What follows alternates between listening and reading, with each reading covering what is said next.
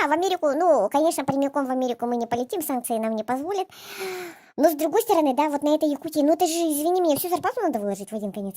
Ей, главное, в каком веке живем? В 21 веке, да? Я, когда была маленькой, мне говорили, что мы вообще будем на капсулах, нас будут запускать в Москву. Понимаешь? Ну, конечно, я понимаю, что это была 5 минут давным-давно я там, маленькая. понимаешь? 5 минут я там. Ну, как на ракете. А тут, наоборот, все получается, да? В детстве я быстрее до Москвы добиралась. Не, ну самое главное, что вот что, в чем дело-то.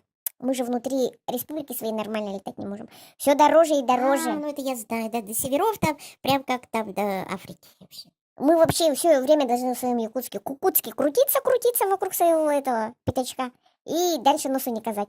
А вот эти деревенские, которые там живут, там, ну, на северах, например, да, ну, им тоже деваться некуда. Живи у себя там в дыре на севере, в темноте. Ой, давеча читала, что там эти не могут жители до Андрушкина долететь.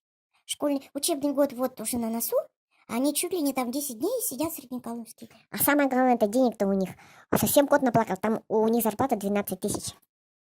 И ты представляешь, они сидят, а говорят, а что вы? А через Среднеколымск там вроде как и дешевле, и сподручнее, и не добраться. Это же страшно. Там расстояние-то все. Кот наплакал, полботинка. Ну, полботинка, не полботинка, да? На карте. Ну, по карте-то да. А на самом-то деле это же вообще такие расстояния. Ну, по идее-то эти самолетики-то уже все выдохлись. Нету самолетов нормальных, только Аннушки эти летают. Аннушки уже давно на ладан дышит. С Украиной-то сами знаем, какие у нас отношения. Ой, и сказать-то нечего. И сказать нечего, и люди тоже Печалька, приезжают сюда. печалька кругом. Приезжают сюда-то вот эти северные. Ну, когда была зарплата, ладно, сел на самолет на Аннушку, прилетел в Якутск. Тут думал, что подработает, да взял, подработал, да деньги-то малые заплатили. Взял, да я банкротился и запил, и все у автовокзала сидят, все эти бомжуют северные. Тут-то авиаторов нет среди кандидатов в депутаты. Ну, единственный был авиатор, которого вот на ручниках увезли. Кто это? Ну, директора этого нашего аэропорта. А за что? Ну, как за что? Взяли, что-то его скрутили, говорят, взятки брал. Ой, хошь не хошь, а возьмешь, как говорится. Ну, и женщина там одна из аэропорта тоже баллотируется, эта женщина-то в мэры-то. Ну, тоже неизвестно, пойдет, не пойдет. Не, ну она-то идет там не как авиатор, а как женщина. А слово мэр мужского же рода. И тут такая мэр и женщина. Ну, я, в принципе, не против этой кандидатуры, потому что, во-первых, она женщина, а во-вторых, она женщина, которая баллотируется в мэры. И в-третьих, это женщина, которая первая баллотируется в мэры. Что она там в своей программе писала? Что, джипов никаких не будет или чего? Ну, она, во-первых, видимо, очень хозяйка рачительная, ну и как женщина, она, видимо, в семье хорошо там бюджет ведет, и вот она решила тоже, сказала, что я против инаугурации. Если я буду мэром, то никакой инаугурации не будет, это просто расточительство. И если она будет мэром, она будет ездить на велосипеде, да? А почему на автобусе? Или как он, Айс ездит же на такси, когда у него шофер там что-то где-то там накосячил или что ли?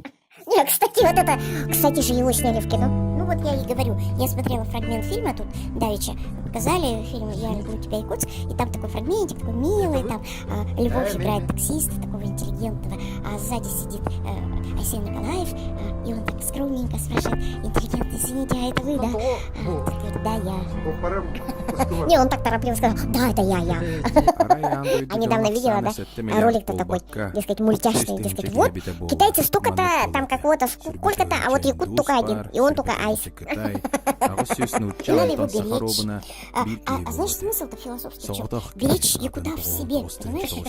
Вот ты якутка, я якутка, вот я одна, но тысячи китайцев, представляешь? Я должна себя беречь. Да я думаю, что вот эти партии, да, они специально нам насаждают, да, и так не единому народу, еще и партии, это же раскольничество. На самом деле, вот коммунисты, да, в коммунисты подперли все самые лучшие ребята, да. Чего они там стояли возле этого кирпичного домика на проспекте, да, потому что Грудинин приехал, я видела, там стояли все умные мальчики наши хорошие. Да ты что, и что было там? Да, они все подались в коммунисты, да, а коммуняки, они же все старики. Вот этот товарищ-то. Не говори старики, говори ветераны. Ветераны, ладно, ветераны. Ну, этот дядька, и попер он по проспектам, и рядом с ним ходят такие мужики в костюмах, дескать, делают вид, что они ни при чем, а на самом деле это его телохранители. А вы видели его? Это прямо с ним приехали, да? Да нет, он когда, как это называется, лист, который звездочки заказывает? Не прайс-лист, а как там его заказывают? Ой, забыла. Лист какой-то. Ну, в общем, там, где они все свои хотелки пишут. И Ага. там было написано, так сказать, вы мне там Мерседес, пожалуйста, там, ага. Вы мне там гостиницу люкс. Вы мне, пожалуйста, свежие продукты, там, ага, все продукты должны быть свежие. Ага, сам этот шеф-повар должен мне их накладывать, еще рассказывать, что он там наложил. Это свежие А яйца. где он жил, а в каком там? Да я не знаю, коммунисты, вот знаешь, они такие все-таки недалекие, могли бы это все вообще не афишировать, да? А кто-то же в WhatsApp взял и слил этот лист. И, дескать, и даже микроавтобус должен быть Мерседесом. Понимаешь, все у него Мерседесы. Так это во имя чего? Это показать, что они тоже не лыком шиты, да? Они хотят как бы мускулами играть, понимаете?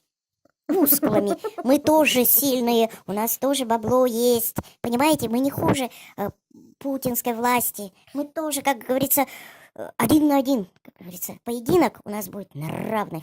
Мы не нищеброды. Улетать надо, улетать. Аэрофлот-то не летает уже.